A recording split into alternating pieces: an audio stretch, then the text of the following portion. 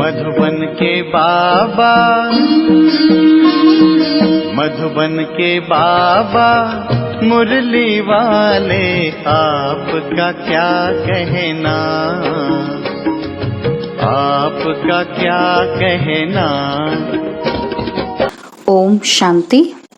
आज 8 अगस्त 2022 के साकार मधुर महावाक्य हैं। आज मीठे मीठे बाप दादा बोले, मीठे बच्चे, बाप आए हैं तुम्हारा ज्ञान योग से सच्चा श्रृंगार करने। इस श्रृंगार को बिगाड़ने वाला है देह अभिमान, इसलिए देह से ममत्व निकाल देना है। बाबा कहते, मीठे बच्चे, बाप आए हैं तुम्हारा ज्ञान योग से सच्चा श्रृंगार करने। इस श्रृंगार को बिगाड़ने वाला है देह अभिमान, इसलिए देह से ममत्व निकाल देना है। मुरली का प्रश्न है कि ज्ञान मार्ग की ऊंची सीढ़ी कौन चढ़ सकता है।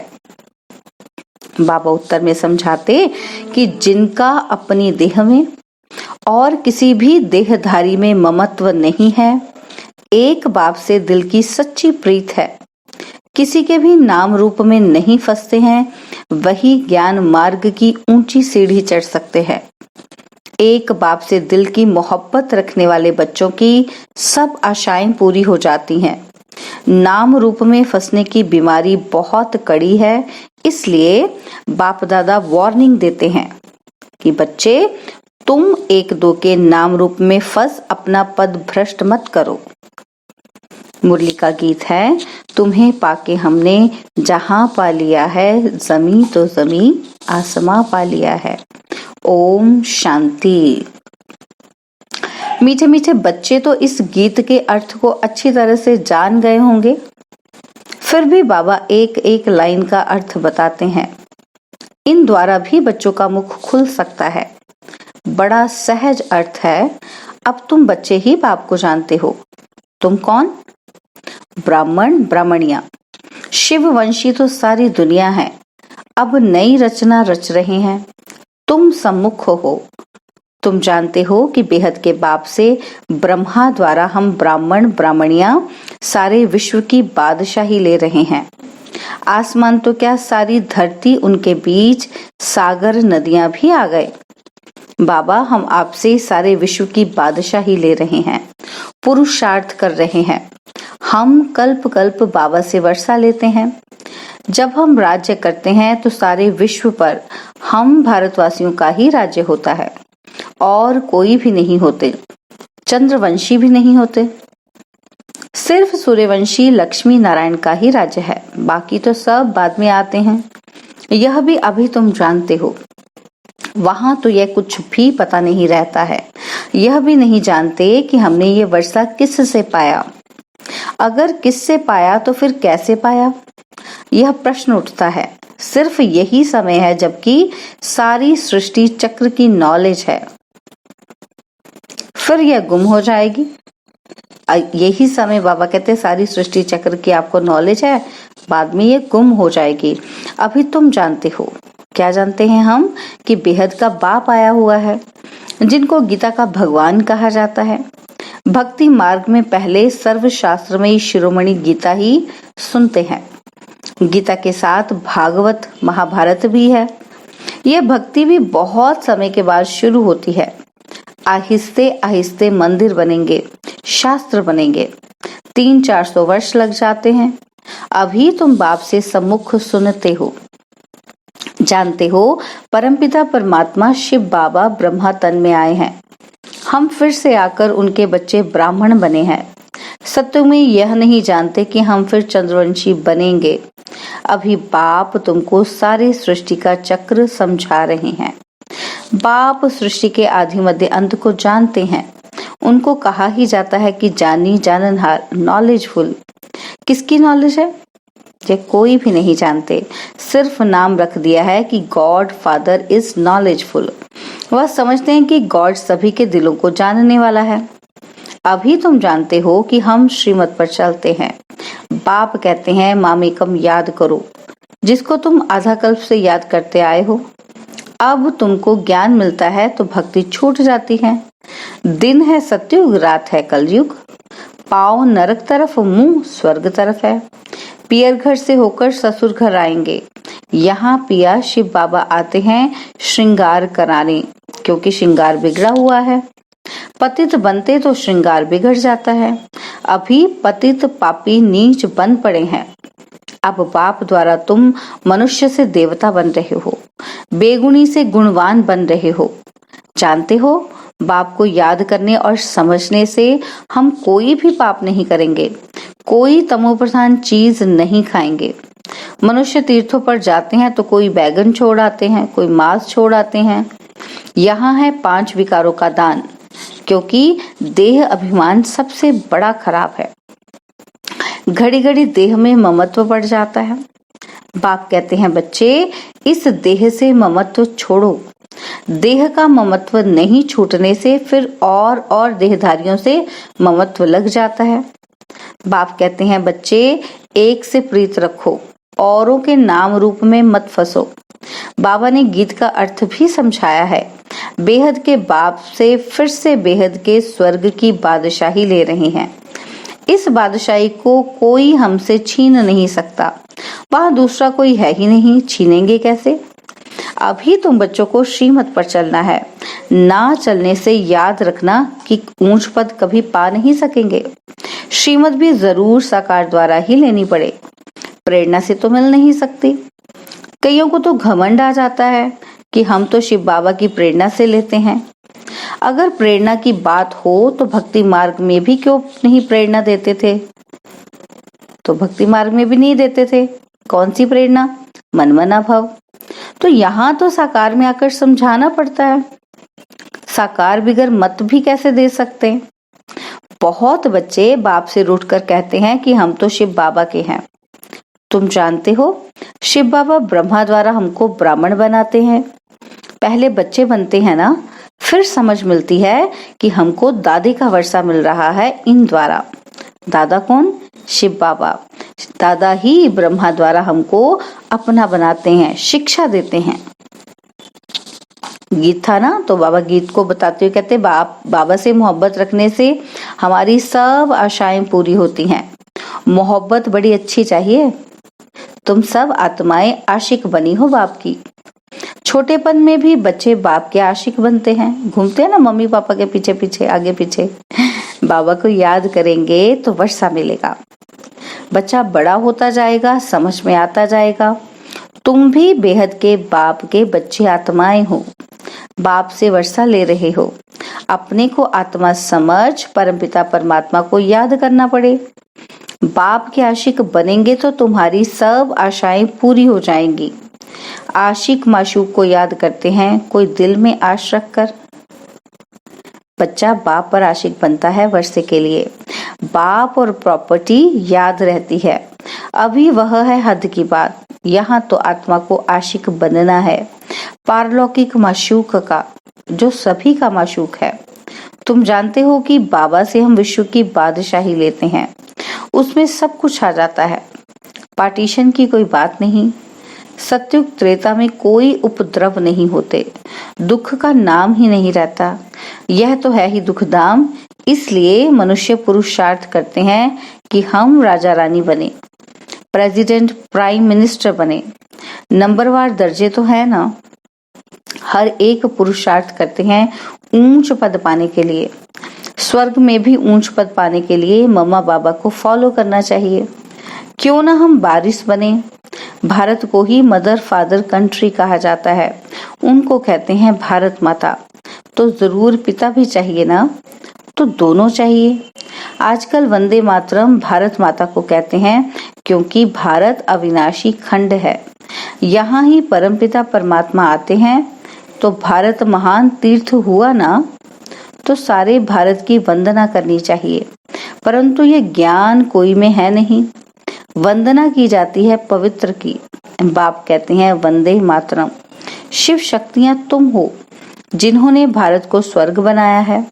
हर एक को अपनी जन्म भूमि अच्छी लगती है ना, तो सबसे ऊंची भूमि यह भारत है, जहाँ बाप आकर सबको पावन बनाते हैं। पतितों को पावन बनाने वाला एक बाप ही है, बाकी धरनी आदि कुछ नहीं करती। सबको पावन बनाने वाला एक बाप ही है। बाबा कहते जो जहां आते हैं, बाप आते हैं ना यहाँ पर, तो बाबा कहते भारत की महिमा बहुत भारी है। भारत अविनाशी खंड है, यह कभी विनाश नहीं होता। ईश्वर भारत में ही आकर शरीर में प्रवेश करते हैं, जिसको भागीरथ नंदीगण भी कहते हैं। नंदीगण नाम सुन उन्होंने फिर जानवर रख दिया है। तुम जानते हो, कल्प कल्प बाप ब्रह्मा तन में आते हैं। वास्तव में जटाएं तुमको है, राज ऋषि तुम हो। ऋषि हमेशा पवित्र रहते हैं। राज ऋषि हो, घर बार भी संभालना है। धीरे धीरे पवित्र बनते जाएंगे। वह फट से बनते हैं, क्योंकि वे घर बार छोड़कर जाते हैं। तुमको गृहस्थ व्यवहार में रहते पवित्र बनना है। फर्क हुआ ना? तुम जानते हो, हम इस पुरानी दुनिया में बैठ नई दुनिया का वर्षा ले रहे हैं। बाप कहते हैं मीठे मीठे बच्चों, यह पढ़ाई भविष्य के लिए है और तुम नई दुनिया के लिए पुरुषार्थ कर रहे हो। तो बाप को कितना ना याद करना चाहिए। बहुत हैं जो एक दो के नाम रूप में फंसते हैं, तो उनको शिव बाबा कभी याद नहीं पड़ेगा। जिससे प्यार करेंगे वह याद आता रहेगा। वह ये सीढ़ी चढ़ ना सके। नाम रूप में फंसने की भी एक बीमारी लग जाती है।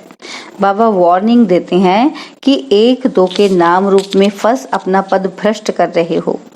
औरों का कल्याण भल हो जाए, परंतु तुम्हारा कुछ भी कल्याण नहीं होगा। अपना अकल्याण कर बैठते हैं। बाबा ने पंडित का मिसाल दिया है, तो बाबा कहते ऐसे बहुत हैं जो नाम रूप में फंस मरते हैं।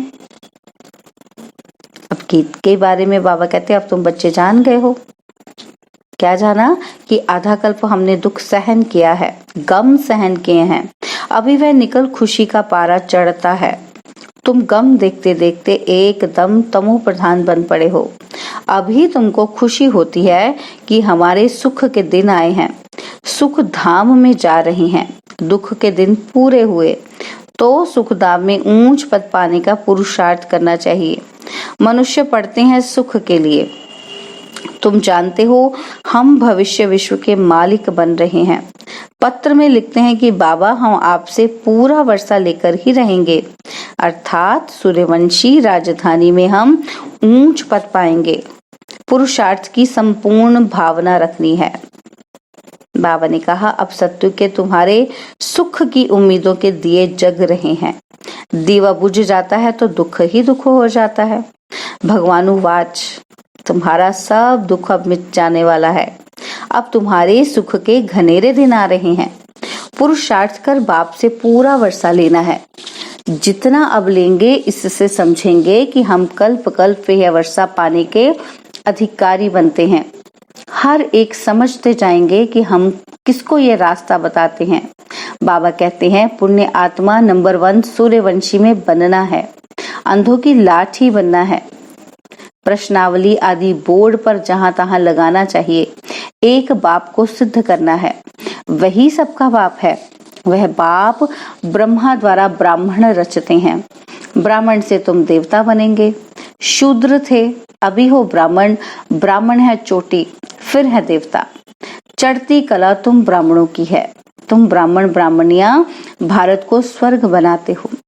पांव और चोटी बाजोली खेलने से दोनों का संगम हो जाता है। कितना अच्छी रीति समझाते हैं। विनाश हुआ तो समझेंगे हमारी राजधानी स्थापन हुई। फिर तुम सब शरीर छोड़ अमर लोक में जाएंगे। यह मृत्यु लोक है। तो गीत में ही था कि जब से मोहब्बत हुई है। इसका यह मतलब नहीं कि पुरानी मोहब्बत वाले ऊंच पद पाएंगे और नई मोहब्बत वाले कम पद पाएंगे। नहीं, सारा मदार पुरुषार्थ पर है। देखा जाता है कि बहुत पुरानों से नए तीखे जाते हैं, क्योंकि देखेंगे कि बाकी समय बिल्कुल थोड़ा है तो मेहनत करने लग पड़ते हैं। पॉइंट्स भी सहज मिलती जाती है। बाप का परिचय दे समझाएंगे तो गीता का भगवान कौन? शिव व श्री कृष्ण। वह है रचयिता और वह है रचना। तो जरूर रचता को भगवान कहेंगे ना। तुम सिद्ध कर बताएंगे। यज्ञ तप जप शास्त्र आदि पढ़ते नीचे उतरते आए। भगवानुवाच कहकर समझाएंगे तो किसी को गुस्सा नहीं लगेगा। आधा कल्प भक्ति चलती है। भक्ति है रात, उतरती कला, चढ़ती कला। सबको सदगति में आना है वाया गति। ये समझाना पड़े, बिल्कुल सिंपल रीति समझाने से बहुत खुशी होगी।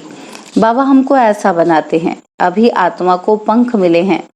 आत्मा जो भारी है वह हल्की बन जाती है। देह का भान छूटने से तुम हल्के हो जाएंगे। बाप की याद में तुम कितना भी पैदल करते जाएंगे तो थकावट नहीं होगी। यह भी युक्तियां बतलाते हैं। शरीर का भान छूट जाने से हवा मिसल उड़ते रहेंगे।